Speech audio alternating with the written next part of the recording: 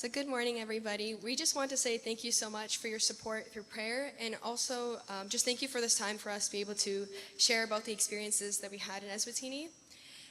Before we start, we just want to introduce ourselves. So my name is Claudia, and my Siswati name is Togo. My name is Laura, and my Siswati name is Jabu. And my name's Theresa. My Eswatini name is Sikle.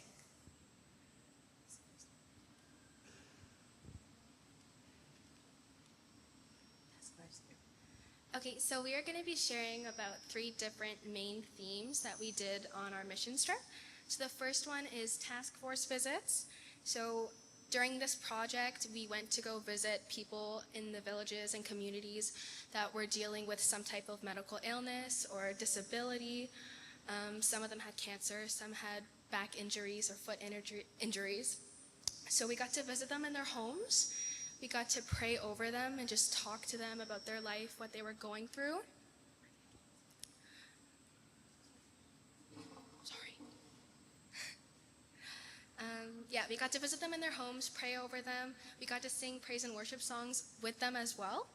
And we got to give them resources such as food, clothing, other hygiene stuff like diapers and stuff like that. So we got to give that to all of them. And so my favorite moment at the task force visits was being welcomed into everyone's homes. Like, they're in a vulnerable position. They're currently sick, and sometimes that's the last thing that you want to do is see strangers in your home. But every single person welcomed us in and treated us like family. And just to see that despite their difficult circumstances, they were still praising God. They were still on fire for God, and I think that was just such an encouragement for me and my faith. So thank you. I was absolutely amazed when we went out to do these task force visits.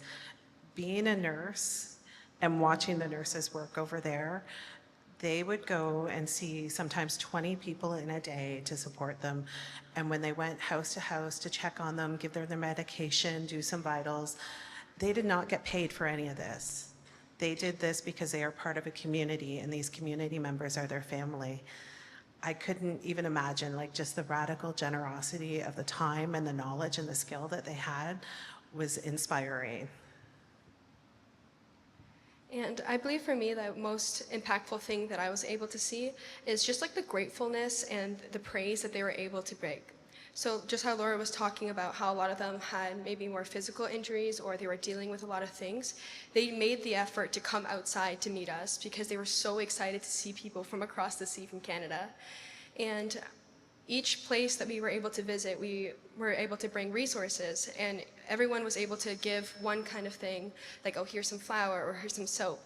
And them being able to hold it and raise it in the air and glorify God was just so beautiful. Like, after every single item that was given to them, they were praising God and thanking Him, saying, holy, holy, holy, which made me really reflect how much are we grateful for the things that God has blessed us with in our lives that we don't even take that much time to be grateful for anymore. So it's just so beautiful to see that. Another project that we did while we were there is we painted nurses' houses. So they have nursing clinics, and then behind the clinics is where the nurses live. And these houses had not been painted for decades. They were chipped, they were falling apart. And to know how valuable these people that live in them are to the community, it was so nice to be able to spruce them up and say, hey, we see you, we love you, we want to take care of you. And it was a community project. So we hired a local painter, and we bought all the supplies there so we could support the community, but the community came out and we worked together. I remember I was painting a wall with a nursing student that was in her second year, and she was telling me how excited she was to be finished school and to be able to give back to the community and start working in one of these clinics. It was amazing to see. Yeah, it was really cool that it wasn't just our Go mission team that was helping renovate the clinics and stuff like that. It was actually, we got to work with the locals, talk to them, work alongside them, and learn more about them and how much of an impact just our presence being there has been. And I think it was also just so cool to see how the result at the end. Sometimes you can't really see tangibly what is the difference that you made, but with painting and scraping and stuff like that, we were able to see the renovation of these clinics and how much happiness it brought to the people. I don't know if we talked about the hospital, but we also visited hospitals and were able to meet some of the new mothers who had just given birth, who were there either by themselves or didn't really have much help from their family. So we got to see them, pray with them if they wanted to, and give them gifts for their babies, as well as play with some of the sick kids and give them stickers and stuff like that. So I think it was just presence, and being there makes an impact. And for me, the biggest impact that I kind of had when we were asking each other questions about, we are there to help them for over the two-day period, scraping, painting, and everything, but is it really worth the amount of time and effort that we put in if we could just bless like a local painter, like Theresa was saying, or being able to give the resources to them and they can do it much more efficiently, much more faster. But when we were able to ask these questions to the locals, they said it's better that we were there actually present with them, because it's not really the resources that they value the most, it's the relationships that we were able to build. How we were able to make friends with the locals, with the students, and just be able to see them for who they are and be able to just share the moment with them. And at the very end, we were able to share a meal with them, which is just so beautiful after spending so much time working. And just the last thing that we wanted to talk about was our school visits. So over the course of our 2 weeks, we were able to visit up to 5 schools around Eswatini. And we were able to meet them very early in the morning, be able to see their assemblies, and be divided into like 3 or 4 people per group. And we were able to see the kids, read some stories to them, share some stories about us from Canada, and ask them questions about their culture as well. So one of my favorite moments was definitely when we were able to ask the kids to guess our ages, because that was very variable. And also the surprise from the kids when they asked Theresa how many kids she has, over 10 or less than 10. But one of my favorite moments was at the end of one of our first classes, I got to meet this girl who was in grade 6 or in grade 7. And we just talked about life, about schooling, just about everything. And when the bell rang, when it was our time to actually leave, she just looked at me and she put her hand on my face and she just said, "You're my younger sister now. You're my family." And I was laughing. I was like, "I'm much older than you are. Shouldn't I be your older sister?" But she just looked at me and said, "No, it doesn't matter to me because you're my family." And she just put her arm around me, and every time we'd walk around, she'd tell everybody, "That's my sister, guys, just relax." And so I just found it so adorable, and just how intentional not only the adults are, but the children are with the conversations you have.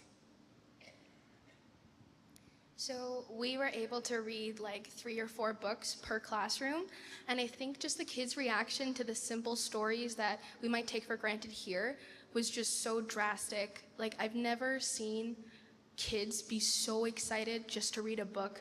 I would assume it would be like kindergarteners. They would be the ones that are more happy about a storybook, but up until grade 7 or grade 8, they were so in love with the stories. They were paying so much attention to everything. They were trying to practice the words that we were saying. And I think it was just so cool that books that we might just take for granted here is such a blessing over there, because it's not a norm as much as here when we read books to our children. Over there, sometimes the parents not be able to read. So even just a simple story time that we think is just part of our normal routine is a blessing over there. So I think that was really cool. And all the schools that we went to were Christian. So they worshiped all together as an entire school every single morning. They would have these songs that they've rehearsed since kindergarten. It's like a choir of them singing their praise and worship songs. So I think that was so cool to just be welcomed into every school with children praising God. So I think it was just cool. And it was amazing. They had so much rhythm. These kids were harmonizing. They would point to the grade 7s would sing in this key, and then they'd point to the kindergartners and they're singing in another key. It was absolutely amazing because I have no rhythm. I'm just like, I was. And one of the things is the mission that we were on was called Books in Hands. And it started, I think, a long time ago when Campbell couldn't believe that they didn't have books to read in their schools. And what we seen when we went there was, like Laura said, they were so engaged with these books. I could not imagine sitting in a classroom with over 60 10 to 12-year-olds reading Robert Munch, and they're all waiting for the next page, and they're participating. And they were just so happy and joyous to see these books. And then when we went to the more rural schools, we started to see that they learn English in the schools, but the English wasn't the same as what they were learning in the cities. In the cities, they were quite confident in their skills. In the rural schools, they weren't as confident in English because their parents still spoke their native language, and their grandparents, and that's where their stories came from. Their stories were those oral stories, not the written stories that we have. So it's really important too to remember that whenever we're doing any mission anywhere, that there is a culture to protect, and there should be a way to do that together. So thank you for letting us speak to this time, and we'll be hanging out at coffee time if anybody has any questions. And I'm not quite sure what pictures got shared, but we do have some really cute candid ones too of Campbell that we're willing to divulge later.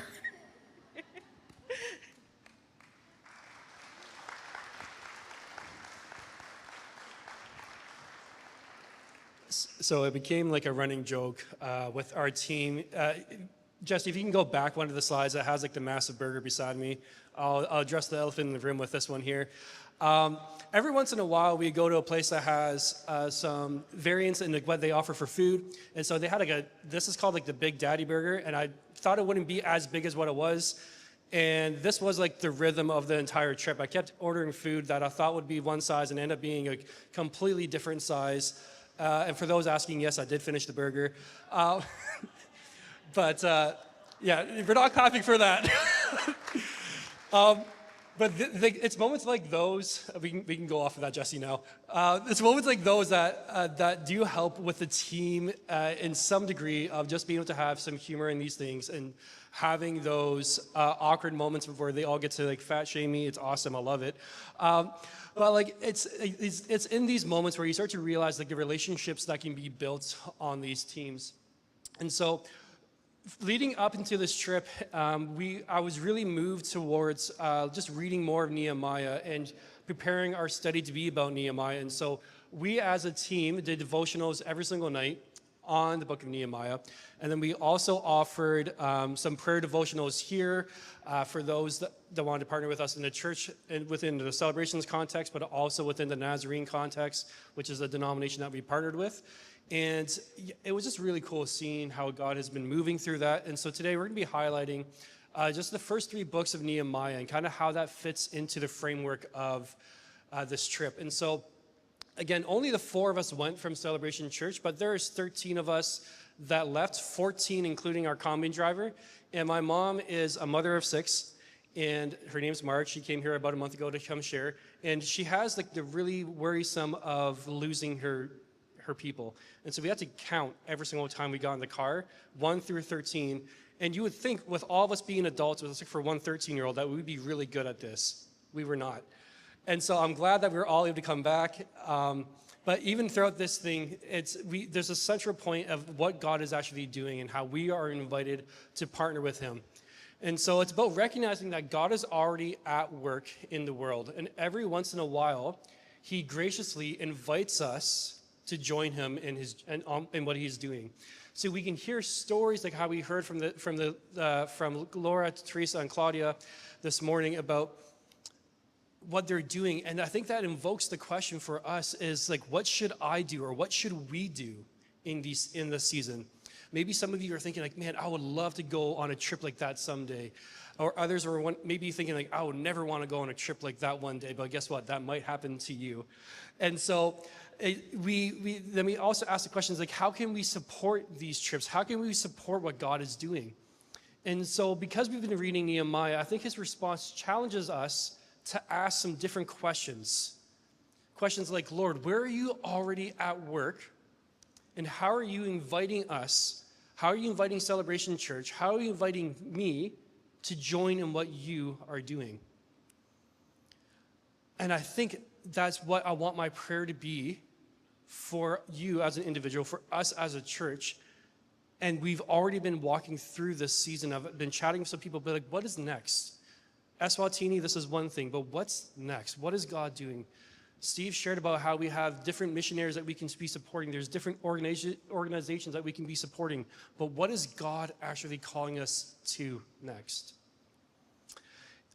We had Marg come and share. I'm going to say Marg and mom interchangeably. It's one of those awkward things when you're talking about your mom, but then no one knows that she's your mom. So Marg, she came and she spoke, and she shared such a contagious desire to want to do more in these things. And people came up to me like, if you ever go again, I would love to come and join, which is not a bad thing. God is stirring something in our church. We are hungry to go out and to serve. But before we do that, we need to actually reflect on why are we wanting to do these things. Because I don't want to rush ahead simply because we've been inspired by what we've been hearing. And I don't want to be making decisions based off our emotions. Instead, I want us to respond the way that Nehemiah did. Before he made a plan, before he gathered any resources, he set out for Jerusalem, and he first sought the Lord. So we're going to be reading from Nehemiah 1. But before I actually read from there, I want to briefly set the table for what we are talking about here.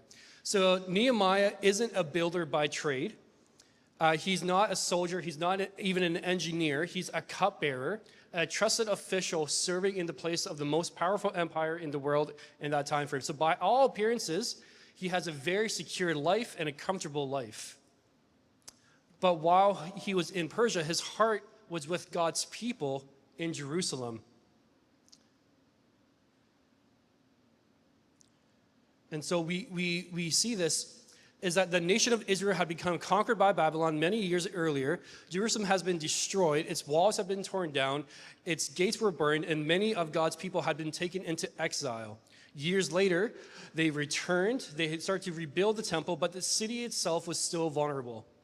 The walls remained in the ruins, and the gates were still burned, and Jerusalem was a picture of brokenness, both physically and spiritually. So Nehemiah's brother comes in, and he arrives, and he asks him a simple question of, how are the people, and how is Jerusalem? And the response that he had here is something that we're going to be looking at. So I'm going to be looking at verse 1. I'm going to be reading the NLT, if those that want to follow that. It says this, in late autumn, in the month of Kislev, in the 20th year of King Artaxerxes' reign, I was at the fortress of Susa. Hanani, one of my brothers, came to visit me with some of the other men who had just arrived from Judah. I asked them about the Jews who had returned there from captivity and how things were going in Jerusalem.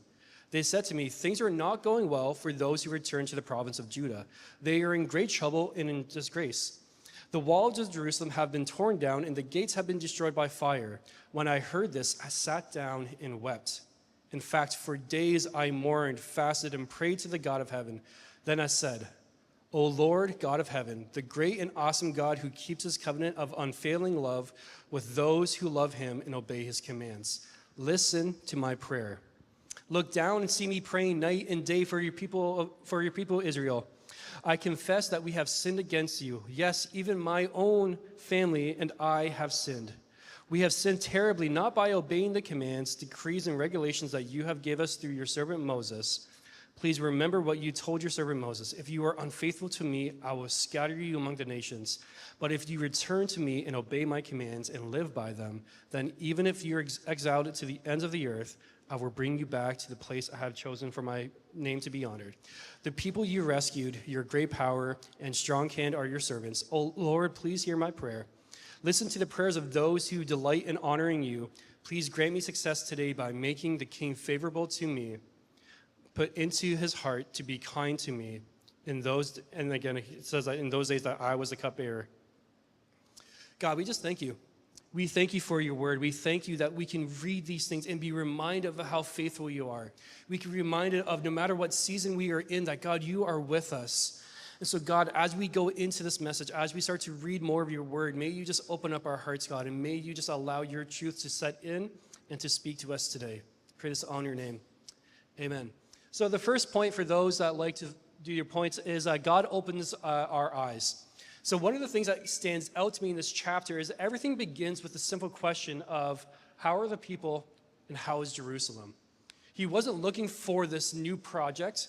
He wasn't searching for something that's exciting to do. He wasn't wanting to do anything. He was just asking out of curiosity. He simply cared for his people, and he wanted to know how they were doing. And the answer he received is heartbreaking. It's up on the screen there. It's a saying, like, those who survived in exile are in great trouble and in disgrace. The walls of Jerusalem is broken down. The gates have been burned with fire. They are utterly just abandoned and alone. Now, if we read that, it's easy to think it's just a wall. Like, why would Nehemiah be so upset? But it's not just about these broken bricks. It's not about this broken foundation. You see, a city without walls is vulnerable. It sounds very simple. But families weren't safe. The people can live in constant fear. The broken walls also represent broken people. Jerusalem, the city that represented God's covenant people, was lying in ruins. God's people were living in disgrace, and God's name amongst the nation was being dishonored. So when Nehemiah heard the report, he wasn't grieving over this construction project. He's grieving over the people. And that's when we see that in verse 4. He's like, when I heard these things, I sat down and wept. For some days I mourned and fasted and prayed before the God of heaven. This response is remarkable. It's one that Nehemiah is reminding us, and we got to remember also how far away Nehemiah is. He's like, I was reading an American one here, so he's over 400 miles away from the city of Jerusalem in this time frame. He's not just a stone throws away. He is so far removed from this place. He's safe, he's comfortable, and he's in a place of influence. And by today's common thought process, we can hear about these mission trips, but that are so far away, but we can disassociate, being like, that's not my problem, they're too far away from me. He could have easily assumed that somebody else would take the responsibility of fixing these things and just gone back to his daily routine. Instead, he sits down and he weeps because his heart was aligned with God's heart. I've heard it said before that any great work of God begins with God doing great work in someone. So any great work of God begins with God doing great work in somebody. And this is what's happening here. Before God allows Nehemiah to rebuild these walls, he does something first in Nehemiah. Before he ever does anything, his first reaction, his first response was to pray. Before asking the king for anything, he asked God to open the king's eyes to what's going on. And I think that's often how God works in our own lives too. He doesn't give us this 5-year ministry plan. I'm telling you as a pastor, that would be awesome if that actually worked out all the time. It doesn't. But he opens our eyes to the issues that are going on. Sometimes it's through conversations. Sometimes it's through hearing these stories like we did this morning. Sometimes it's through our interactions with people. Or maybe it's just firsthand about going on these mission trips. You can't come back the same. I'm looking at you guys as probably being like, yeah, he can attest to this. And so as our team traveled through Eswatini, there was moments where God had to open our eyes in ways that we didn't expect. We met nurses who faithfully cared for patients, even though they were not receiving any sort of paycheck. They did this because they had the conviction of what God has called them to do. We visited schools, and for those that are teachers here, our classroom size is about 30. We had grade 1s where you had over 60 students and only one teacher. That is something that only you can do through the power of God. And so we see time and time again. We spent times in hospitals where they learned that they had the one hospital that we went to go visit, their average in their delivery area is about 20 babies a day, give or take a couple. For those that are curious, Brantford averages 4. And so we see this and we see, like, how is this being happening? How can we partner with this? There's so many things that we can be doing, and that these things I'm sharing, they're not just interesting fun facts. This is real life for these people. They were reminders that behind every number is a person. Behind every challenge was someone that was made in the image of God. God wasn't trying to make us feel guilty. I'm not trying to make you feel guilty, but he's often helping us when we see these things and we feel moved, is that he's helping us reveal, this is how I see them.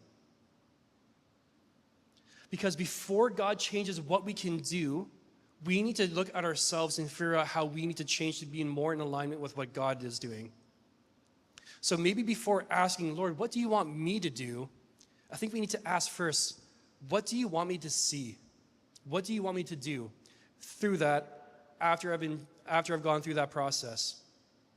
And so we continue on into Nehemiah's story that it's more than just what's happening in chapter 1. I'm not going to be going through in depth every single chapter, but after hearing about this report, again, Nehemiah doesn't rush to the king and be, King, I need you to do this. In verses 5 through 11, we get to listen to the prayer that he had. And before Nehemiah asks God to do anything, he reminds himself of who God is, and he calls him the great and awesome God who keeps his covenant of love. He confesses his own sin, the sin of Israel, and his family's sin, and he remembers God's promises. And then he asks God one very important detail here, to give him favor with the king. Nehemiah isn't trying to convince God to care about Jerusalem, because God already cares about Jerusalem. But through his prayer, God is shaping Nehemiah's heart so that he can actually be in alignment with what he wants to do. And this is like the really, really exciting thing. After all of this happens, after this big prayer, what happens immediately? Jesse, can you go to the next slide? Next one. Nothing. Isn't this so good? Nothing happens right away.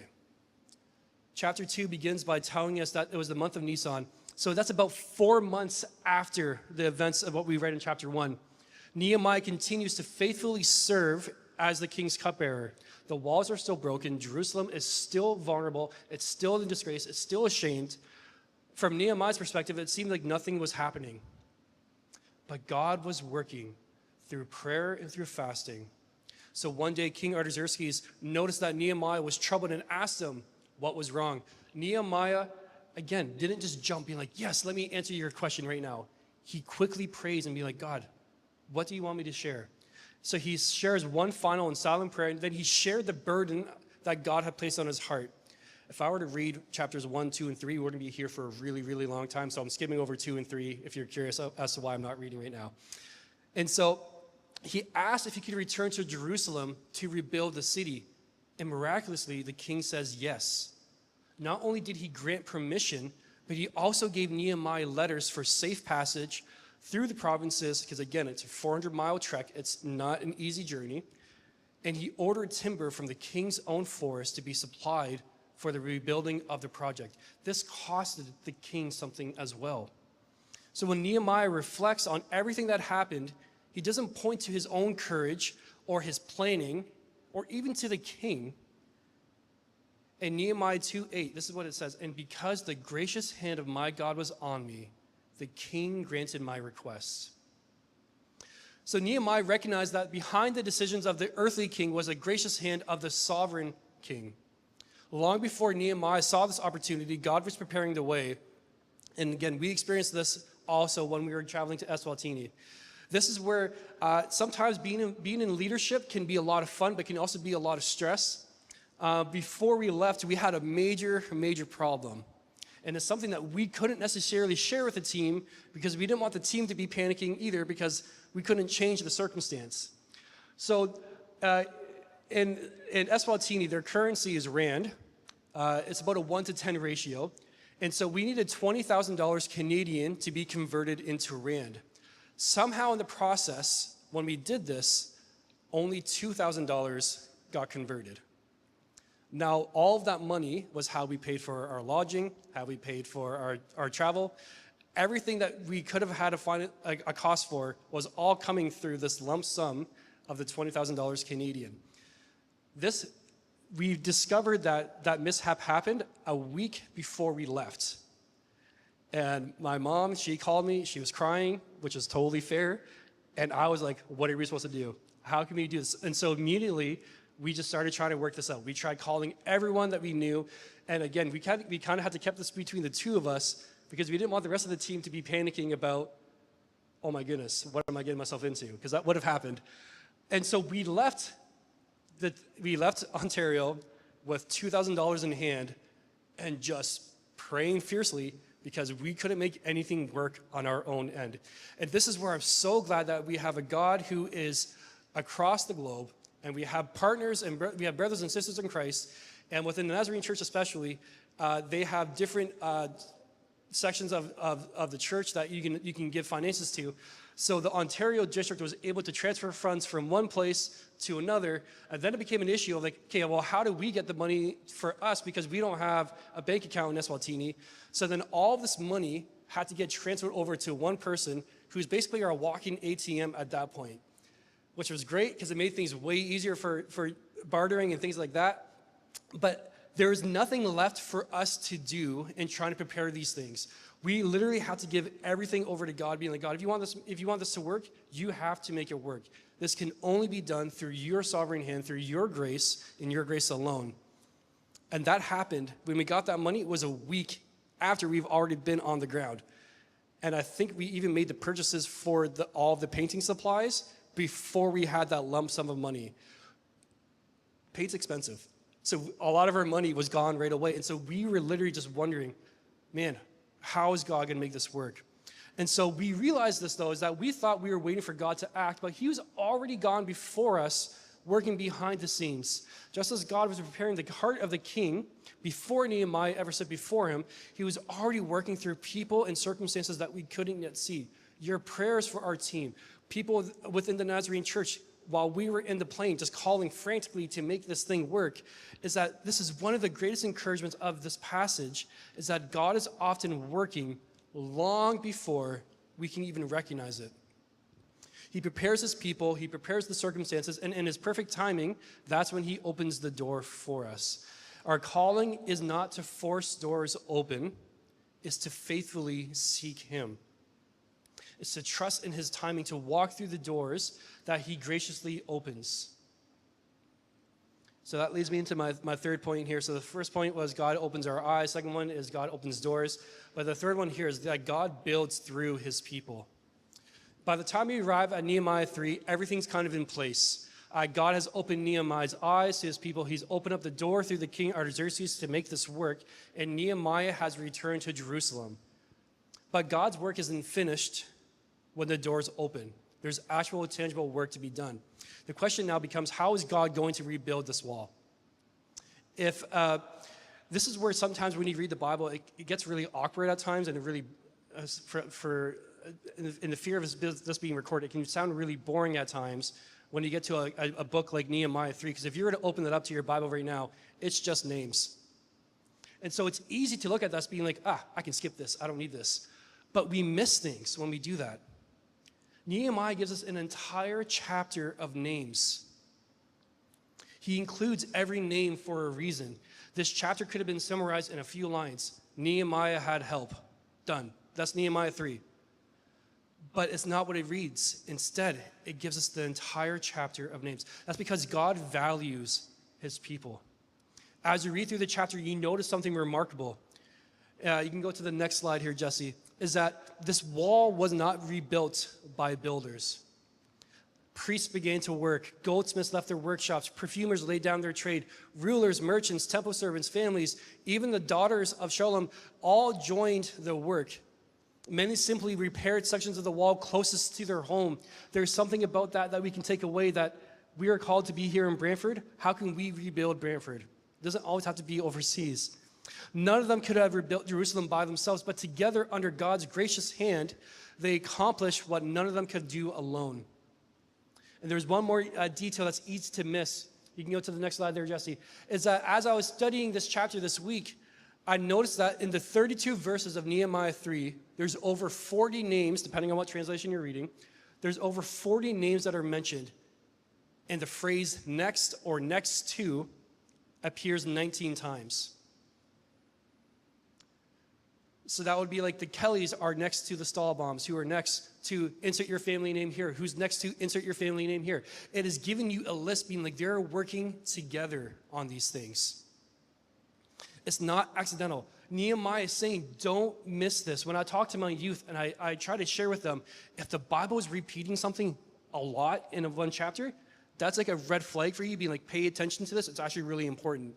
Is that this is what it's saying here, is that family beside family, neighbor beside neighbor, one section is always connected to the next.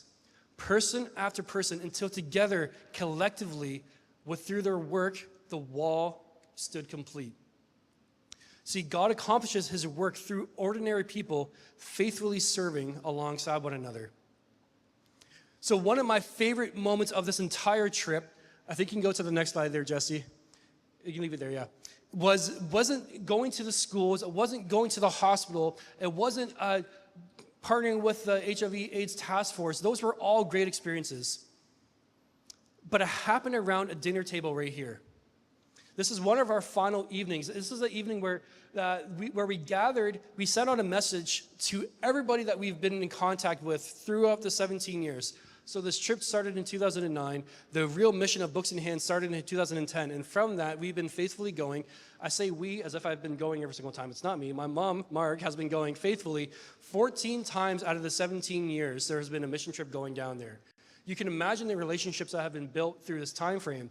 And so this evening was where people gathered together who have been part of this partnership between this mission trip and the local church.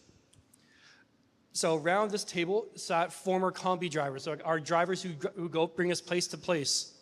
The director of the Nazarene Compassionate Ministries, so those who look after, it's kind of like our love project team for all of Eswatini. The main task force leader who's going out to remote areas, going house to house. They're averaging about 20 houses a day that they're going to, and we have them coming here. We have teachers who we have mentored in past, who are now mentoring other people. We have church members that are just coming faithfully. We have directors that are part of prison ministries. We have former youth that we have mentored, and again, we've been there for 17 years, who are now grown adults, who are now mentoring the next generation. They have all been coming together to eat and break bread together. On a quick note, this is one of my most frustrating things for me on this trip, is that it's been 10 years since I've gone on this trip. I was not married, didn't have any kids at that point. I was a little bit slimmer, so yeah, I had way more hair also. But one of the things that they used to call you, they will greet you by saying like brother or sister. But in Eswatini, that is Booty. So they'll call me like Booty, they come here. And I'm like, oh yes, they're calling me brother. But now apparently I look way older than what I actually am, and they call me father, and it drives me nuts. So now I'm just called father. And it happened a couple times where someone said it to me, I'm like, I'm actually younger than you. Call me brother. They're like, no, your father, which is Babe. They're like, you're Babe. And I'm like, I don't like this anymore. And so, but it's things like this, though. We can look around the table. This is just one table. We had two tables here.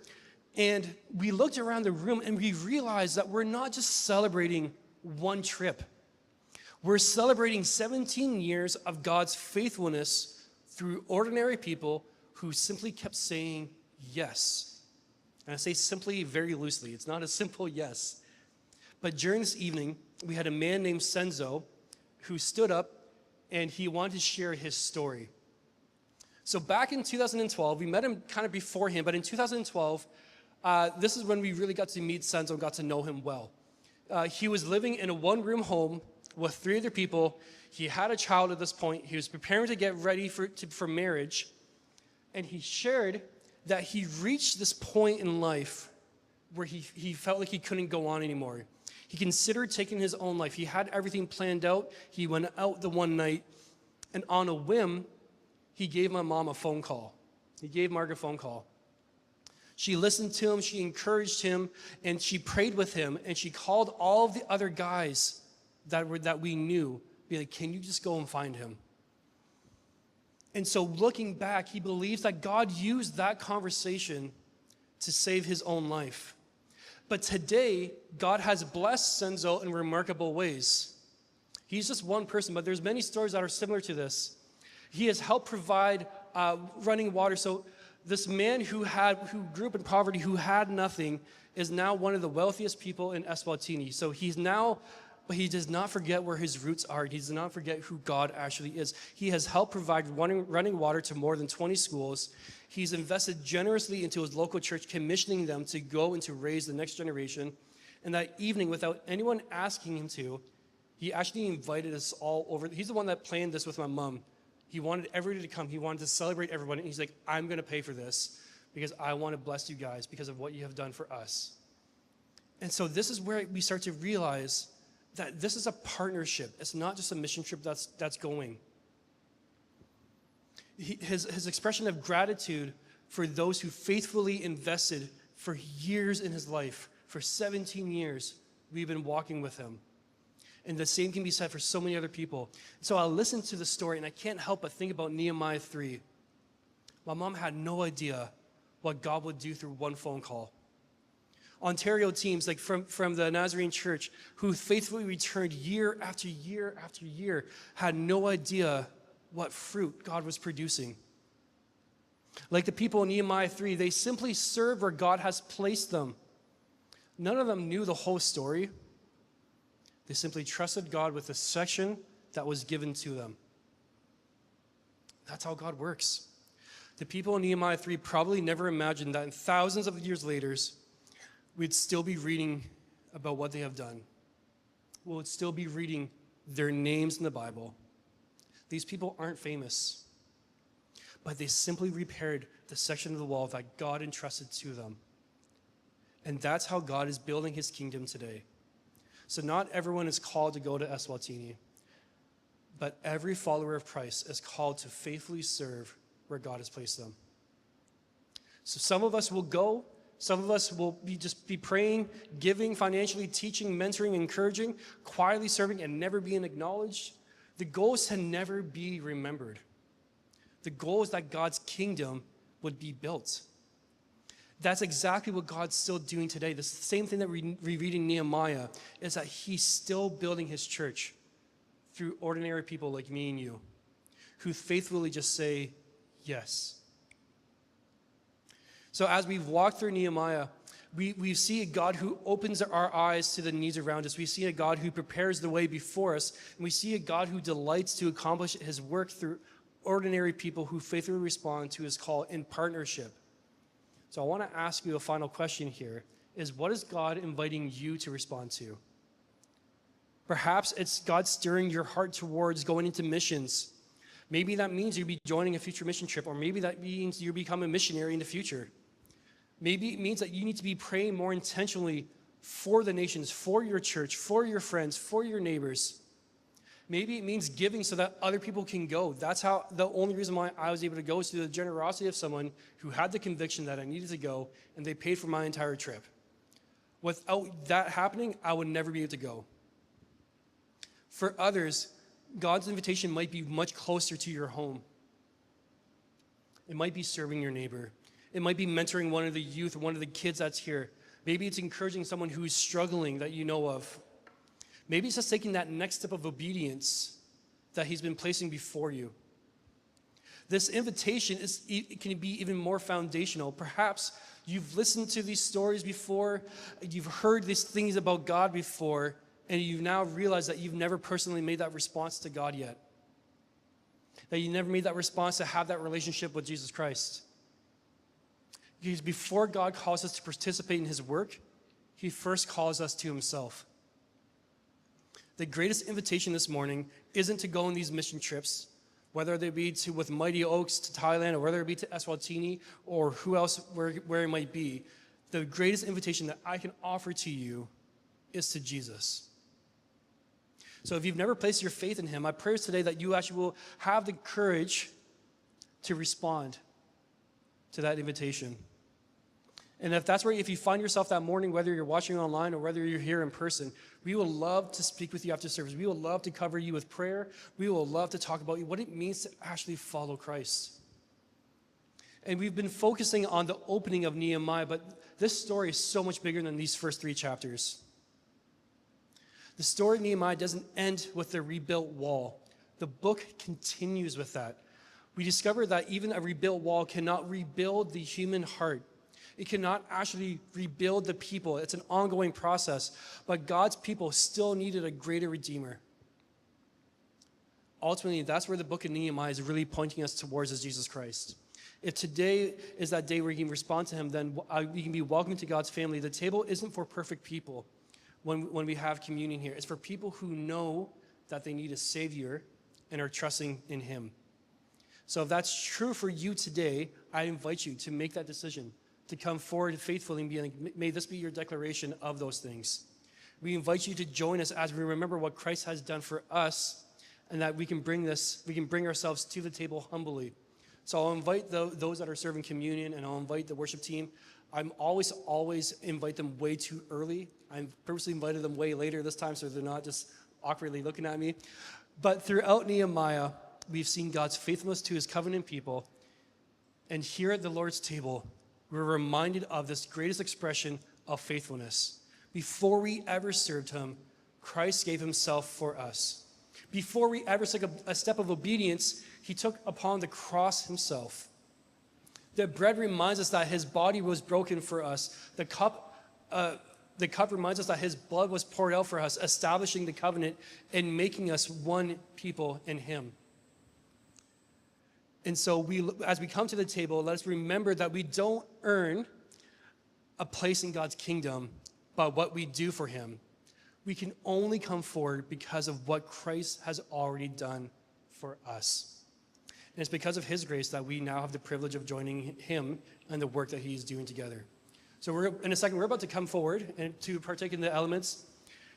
You can come down the middle aisles and just go back to your seats on that side. If you are gluten-free, come onto this side and we'll serve you here. It doesn't matter where you kind of are, go onto that side. But maybe just come with this posture just of humble before him and being, God, I just want to give it all over to you. Can you transform this broken heart and make it new? God, we just thank you. We thank you for the opportunity of us just gathering here and hearing your word, God, and being able just to sit under your teaching and be inspired by these stories, God. But may this all not be done in vain. May we be reminded of the works of the cross. May we be transformed by the works of the cross. And may we continue to have this relationship of you pouring out your love over us. So as we come to the table, God, may we come humbly, but also, God, may we come boldly declaring your name. Pray this all in your name. Amen.